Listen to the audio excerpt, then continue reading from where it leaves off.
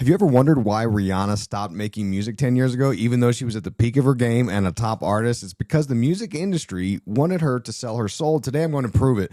10 years ago, back in 2016, I analyzed what would become Rihanna's last music album, abruptly halting a generational run of hit albums for no apparent reason.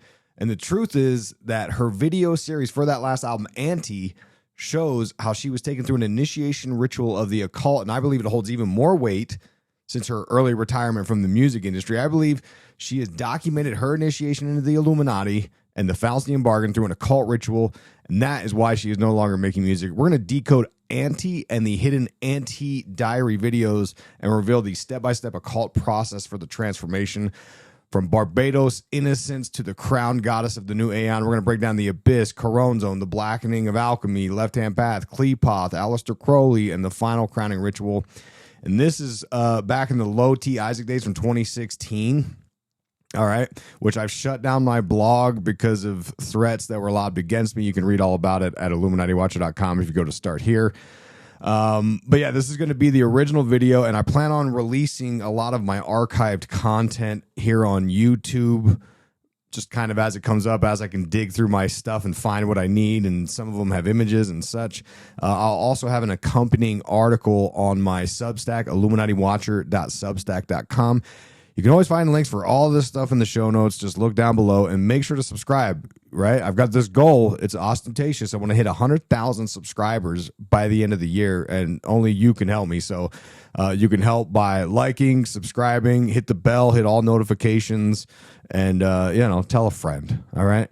Without further ado, here is Low T Isaac from 2016 breaking down Rihanna's final album, and now in the light of all the things we've known since then, you can see why there's a real truth to what she was revealing to us and the real reason why she stopped making music. Check it out. Hi everyone, this is Isaac from IlluminatiWatcher.com, your home for conspiracy theory decoding.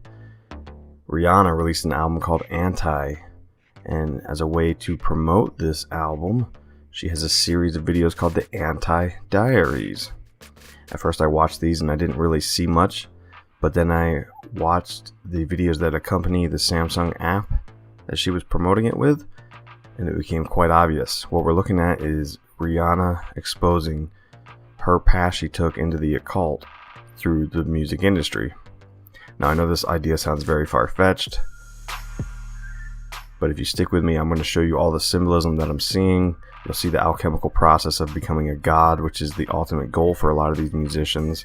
And you'll even see some of the blood sacrifice symbolism and demonic symbolism that comes along the way. It appears that the music industry is not much different than your ceremonial magicians or Freemasons, where there's a sequence of ritual steps the initiate must take in order to become enlightened. And in this sequence of videos, you'll see how it works and how Rihanna becomes Aleister Crowley's crowned and conquering child of the Aeon of Horus. She's ushering a new age. She's pushing the evolution of consciousness. So let's get into it. First, you have to understand there is this theme of duality that's always present, and what it does is it analyzes there's a good side and a bad side to everybody. It's kind of like having the angel and the demon on your shoulders. So when Rihanna calls the album Anti, I instantly think of Anti-Christ, meaning she's harnessing the dark side, the shadow version of Rihanna. Lady Gaga did this in American Horror Story as the Countess. She talked about the shadow side. It's this theme of merging opposites. We're going to cover this more in depth a little bit later, but just keep that in the back of your mind. Before the videos even came out, she had some pre-release promotional parties and whatnot, and that included a room full of blood red balloons over the checkered floor. This is a dual symbolism. The red balloons signify the blood sacrifice, which many people alleged to be in the Illuminati must do in order to reach the highest degrees. It proves that you are committed to the organization. They now have something to hold over your head as well.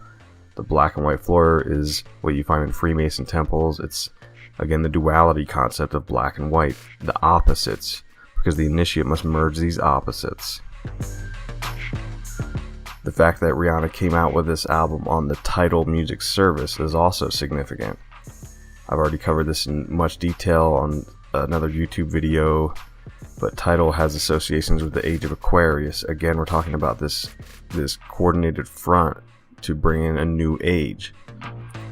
So when Rihanna says she's the anti-Christ, it's very possible. Even Drake had images of Rihanna up on the screen at a concert with the 666 flashing behind her that caused quite a stir a while back. And I'm not saying Rihanna's going to grow horns and carry around a pitchfork. When we say anti-Christ, it's probably not the same meaning that you're thinking. It's more like Friedrich Nietzsche's Antichrist, where it's this idea of destroying Christianity, destroying the world as we know it, rebuilding it in the Illuminati's image of what they think is right. So let's get into the anti-diary videos themselves. It's a sequence of 8 videos. And as I mentioned before, there's 8 videos that you can see, but then if you look at the Samsung Video app, there is extra kind of bonus footage, and I'll cover that as we go through as well. The first video, R1, is in Rihanna's bedroom as a child in Barbados, which is where she's from. She is shown this golden crown which she must pursue. Now this signifies Jay-Z, who founded and signed Rihanna. In a diary that you can see on her bed, it talks about there's gold in your voice, follow it with love X. The X means unknown. I believe it could be Jay-Z. It could be talking about a universal pull for her to do this thing, which I've covered many times before. This is Paulo Coelho's The Alchemist, with its tale of the personal legend motivating someone. We've also got Aleister Crowley, who actually coined the term true will. It's this idea that whatever the universe wants you to do, you should pursue at all costs, because you have a higher calling. Second video, R2, is in the studio, and in it we see Rihanna enter through the black and white pillars. We've got the black and the white. These are the twin pillars, Boaz and Jachin. Again, the same concept of duality with the black and the white, with that Freemason floor, which they call the Moses pavement. It signifies entering into a mystical place of the unknown. Now, when you watch the hidden footage, you'll find a couple audio clips that are worth noting. You'll hear she talks about emerging from the shadows and transformation being complete. This is her transforming, becoming enlightened, taking a step into being a god. My voice is my power. Your face emerges from the shadows. I follow you. The transformation is coming. The world will see who I am. I follow you into the darkness. Numbers are growing. We await the greatness that beckons. There is gold at the end of this journey. How do you drown out the noise? There is no end. Only new beginnings. My voice is my power. My mark will be permanent. The transformation is coming, and there is strength in numbers. Now, in those audio clips, you also heard her talk about her mark being permanent. We're going to talk about the mark of the beast, because that comes up in R4, the tattoo parlor. But for now, let's talk about R3, the closet. She talks about entering into the void. This is obvious language for the abyss. The abyss is a concept that many occultists talk about, where the initiate must enter into this kind of dark place and confront a demon or their ego, or whatever you want to call this kind of metaphysical principle. And in the process, they must dissolve their own ego. Aleister Crowley called this confrontation with a demon named Coronzone. H.P. Lovecraft called it Cthulhu. Austin Osman Spare also attempted passage through this hidden realm. On the Kabbalah Tree of Life, it's Dot. It's this hidden Sephiroth. But anyways, the point is, Rihanna's the initiate. She has to go into the abyss and confront this demon. So you see she goes in dressed in white. Again, we're talking about black and white and duality. The light side, the dark side. She's confronting both. Just like Star Wars, you've got a light and the dark. And you can see that there's the black veil that she has to pierce through. And the demon guarding the abyss is right there. That's Coronzone. If Rihanna wants to achieve enlightenment, she has to confront this demon and destroy her ego. Coronzone reviews Rihanna's key to enlightenment, which basically is the people that are behind all this would only give certain people permission to do this kind of thing. Only those who are deemed worthy are allowed to enter.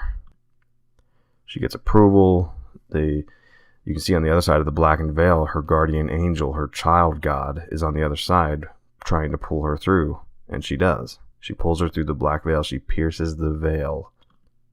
This is something that you see in like the film Stargate, and CERN is also trying to blow open different portals that will allow dimensional travel between this world and another hidden world. It's the same concept, piercing the black veil. So Rihanna faces Corone Zone, she pierces the veil, and now she's enlightened further. She's going through the alchemical process. The alchemical process always starts out with what they call the blackening. There's a sequence of colors, black, white, yellow, red. It starts out with the blackening. That's the first step every initiate must take on the journey. When she does this, she finds her shadow side, the dark version of Rihanna. This is why when she started out, she was not quite as dark as what she is now. She found the dark side. She found the stranger lies within. To put it a little more bluntly, there's a note that you'll find in the hidden footage where it talks about a beautiful girl with long dark hair that stepped into the void. And she had an incredible transformation. She's telling you exactly the same thing I'm telling you, just in a more hidden, veiled, occult way. So in R4, the tattoo parlor, this is where things get obviously darker. She just found her dark side, her shadow version of Rihanna. Look at the man, look at his tattoo on his back. It's this demon god Moloch, Satan, Baphomet, whatever you want to call it. That's what's on his back. But you only see this in the hidden footage. You don't see it on the regular videos. Rihanna proceeds to give the man a tattoo on his forehead. This is the mark we talked about earlier in the audio clips. Supposedly, I read online that it's the word anti spelled backwards, I-T-N-A. This is the inversion principle. I've heard some people claim that Aleister Crowley called it the law of reversal. But what the concept is best reflected with like inverted crosses is the example I always use. It's the idea of ceremonial magic where things that can be done can be undone in the universe. And that's temporary because it takes the practitioner to bend the universe's will their way. Again, we're talking about the alchemist's personal legend. The man reaches out towards this crowned and conquering child. You also see there's a sword with a serpent wrapped around it on his stomach. Not a surprise, he's got a demon on his back. Also in the hidden footage, you'll see Rihanna telling you to wear the mark of rebellion. She's trying to sell the masses on this idea. It's predictive programming. She's trying to predict future events where people will accept this idea. You know, a kid watches this now and sees the tattoo on the forehead, sees Rihanna say, wear the mark of rebellion. Then later on, they're going to be offered perhaps the mark of the beast. I don't know. And at that point, they'll be ready to take it. In the hidden footage again, I've got something else in here. There's a book that she has opened up, and you can see where she's talking about the key of enlightenment and change. It's the same exact thing we're talking about. She's becoming enlightened through this occult ritual process. Now, room 5. This is the shell. This is another obvious reference to the Kabbalah tree of life. Again, we're talking about duality. There's this Kabbalah tree of life that has the 10 Sephirot, and each Sephirot, a practitioner of the Kabbalah, they have to kind of master each domain in order to reach the top, and which is called Kether, which is the crown. And once they reach the crown, they become enlightened, godlike, whatever. But there's also this dark shadow version of the Kabbalah tree of life called the Qliphoth. And the evil forces are translated literally as shells. They're the Sephirot on the dark tree of life, on the Qliphoth, are shells. So why do you think she calls room 5 the shell? You'll see Rihanna depicted in a bathtub of water. This is, again, talking about traveling into another dimension. I talked about this on a whole separate video and post as well. I'm not going to go through it again. But it's this idea that someone can like kind of purify themselves and cross over into another dimension. In witchcraft, it's used as a cleansing ritual to prepare the subconscious mind so that the mind can be signaled to get to work. So as she's preparing herself to accept the symbolism or project it perhaps, she's looking around and there's people all around. This is the Klepoth. This is the evil forces on the other side of the wall. You'll also see the crowned conquering child approach the bathtub with a cube. It's a music box. And then when you open up the cube, you'll find her home in Barbados. This shows that she was once trapped in the material realm of her home. Because a lot of the Luciferian doctrine is that they believe Lucifer is like the Prometheus. He came down and tried to save us from God, who gave us this material earth realm. But the Gnostics and the Luciferians, they believe that God was actually trying to enslave us in this material realm, and Lucifer is the way to break free from that and achieve enlightenment. You'll also see a hidden audio clip in this section as well, where they talk about deeming yourself worthy for the gold, and also you'll hear some kind of Charles Manson commands of rise. We all know that Manson wrote rise on the walls in blood at the La Bianca house because he was trying to trigger a race war. He was trying to talk to the subconscious. It's time to know your worth. Unlock the strength inside. Only you can see Through the darkness. Do you believe you deserve the gold? You will rise. You will rise. This will not be your end. Close your eyes and strength. And strength will follow. The sound will quiet. If you let it. So in our 6th gallery, we see Rihanna entering into the mystical place between the twin pillars of Boaz and Jachin. She claims to have plunged into this darkness where her power multiplies, and this is the abyss again. The bonus footage tells us a little bit more. You can see there's a man with the V over his eye. This is the all-seeing eye. The V represents Nodens, which is again kind of related to this idea of Corone Zone, or this guardian of the abyss. It's this demon. You'll also see in the bonus footage that the crowned conquering child is responsible for waking up millions of the followers, the fans. So Rihanna believes her true will is to wake up the masses. She thinks she's doing them a favor by spreading the Luciferian doctrine. But then we also see her conveying the Illuminati vow of silence, where she's saying that, look, I'm going to lead the masses. I will not divulge the secrets, though. Because you'll recall that Rihanna was granted the key to enlightenment because the guardian Corone Zone looked at her key and deemed her worthy. But not everyone's worthy. That's why she does the vow of silence, because she's saying, look, I'm going to lead everybody into this same trappings, but they won't know the true secrets of the Illuminati. Again, in the extra footage, we see marks of the rebellion. Rihanna telling us to wear this mark of symbolism. Again, the Illuminati trying to push the evolution of consciousness through symbolism. They want to talk to our subconscious first. And this is one key ingredient right here that we're watching. We see Rihanna as the bearer of light. She is confronting Lucifer. Lucifer is giving her the light, the torch of enlightenment. R7 is the office. Now here you'll see a kind of confusing theme here, because what you'll see is Rihanna enters and the woman behind the desk points to the left, and what this means is she's telling Rihanna to take the left-hand path. This is the path devil worshippers take, Satanists, even non-Satanists particularly, but the left-hand path is basically known as the path of darkness. The adage of sheep on the right and goats to the left.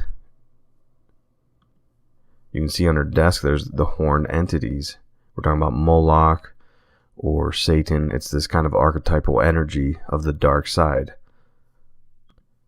In the room, I'm also not surprised to see ancient Egyptian busts behind Rihanna, and this is the idea that the ancient Egyptian mystery schools had this secret knowledge that Rihanna is traversing through. It was believed to have come from the sorcerers of Atlantis, and it spread all throughout and went underground. So Rihanna takes the left-hand path. She sees the room of gold, and inside there's a bunch of, I guess, like bankers, and they're counting money. And you even see one of them die. He dies for the money. And then they drag him out, but there's another guy just waiting to go right in. And Rihanna sees all this happening. So she's aware that the music industry is not a pretty industry, but she thinks there's a higher calling for her. So that's why you see her take a step back from the room, and the Crown and Conquering Child hands her the crown. She is entering the final stage. She has reached the top Sephiroth of Keter. So we see her going through the Kabbalah tree of life in each Sephiroth, and she finally passes through to the top. She even passed through the abyss with the hidden realm of Dot. Then we get into the final chapter, R8. Bedroom. We're back at the bedroom again. This is where it started out. Now you'll feel like there's a very kind of Alice in Wonderland quality to these videos, and I've covered that as well in a separate book. But the whole idea of Alice in Wonderland is to guide you through how the occult rituals take place, how you enlighten someone to this idea of kind of like chaos or whatever concept the Illuminati is trying to push at the time. So Rihanna enters her Barbados home, and she finds children inside. She lays down, gives a little smile, looks up, she sees the moon. Now what this represents is the moon goddess, and I'm going to cover that a little bit here in a second, but I want to kind of wrap this all up for you so you're not left confused, or maybe I'll confuse you more, I don't know. So when you read Aleister Crowley's Confessions of Aleister Crowley, you'll hear him talk about the dweller in the abyss named Coronzone. And he says he's not really an individual. The abyss is empty of being. It is filled with all possible forms. And then he goes on and he talks about these kind of swirling forces. And these forces kind of have a quality of sand where they're kind of formless. And he talks about, by the end of that passage, he says it brings in showers of sand to the earth. So here, Aleister Crowley is talking about confronting Coronzone, what it's like to be in that realm, and how, after facing these evil forces, there's showers of sand on Earth. And we see Rihanna enter her room, which is covered in sand. Could it be Rihanna has truly confronted the abyss, confronted Coronzone, and she's gone through the process of enlightenment, and now her room is filled with sand? She gazes up at the moon, which is associated with the moon goddess, which is also associated with the left eye, or the moon eye, because this is the final path. Rihanna has successfully become a goddess. Now, we were talking a lot about the Kabbalah and the different Sephiroth. Well, there's one Sephiroth called Bina, and this is referred to as the left eye on the Tree of Life. It is also represented by the color of black, which we were talking about earlier with Rihanna's blackening alchemy. Now, oddly enough, in that same book, Confessions of Aleister Crowley, he talks about Bina. It is actually the Sephiroth of understanding, and I'll quote, which is that aspect of the divine consciousness which corresponds to the female idea. It receives, formulates, and transmits the pure divine consciousness, which is represented by a triangle for the Trinity, whose apex is the essence of the true self. So the film ends, and Rihanna has found the essence of her true self. She fulfilled her true will, which is also, like I talked about earlier, Paulo Coelho's The Alchemist's personal legend. She pursued this and she achieved it. She fulfilled the alchemical process. Now look, I know at first this sounded kind of wacky and crazy, but I've been reading and researching this stuff for so long that this becomes quite obvious to me what's going on. And I hope I made some sense out of it for you. I hope you can see what I'm seeing. And I'm not saying, don't listen to Rihanna's albums. I actually love Rihanna's music. I'll probably get it. But just don't subscribe to some of the darker concepts. Don't go get a tattoo of Anti on your forehead. Don't wear any kind of mark of the beast. Just be aware of it. That's all you got to do. Put the awareness out there. Let other people know. Share the video so that they see what's happening, because what's going on is they're using all of their forces in entertainment to push us down this path. because they think they're helping us. It's the evolution of consciousness in their mind, and in order to do so, they have to get rid of the world as they know it. So just become aware of this. Become aware that this is what's happening, and don't let it influence you in the wrong way. Now, if you're still slightly confused by any of this, or you want to read more about this kind of thing, I've got a couple book options. I've got a lot of books, but there's a couple book options in particular I want you to check out. One is Alice in Wonderland and the hidden occult messages within it.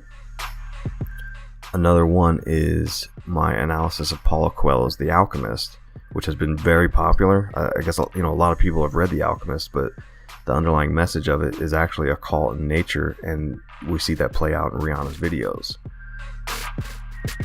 And then if you really want to go in real deep, and actually this book is probably the best for kind of guiding you through it, because I start out kind of easy and work my way into it, and the ceremonial magic is my hip-hop conspiracy book, Sacrifice Magic Behind the Mic.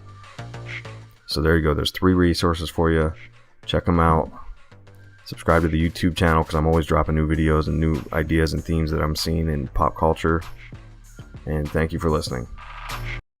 You can find all my author-signed books, super soft shirts, and my own branded mushroom-infused coffee called Illuminati Watcher Coffee, all at occultsymbolism.com. You can get all 9 of my books, author-signed, shipped to your door, including bundle deals you can take advantage of, like the Oops All Books bundle.